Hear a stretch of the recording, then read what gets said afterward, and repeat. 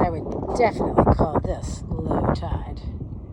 Look at those sandbars. Oh my gosh, you could almost walk across to Little Neck. I wonder if people do.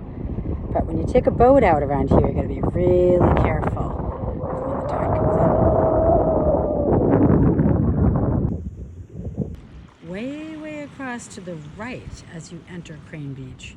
You can barely see it, but around the bend in the far distance is Gloucester.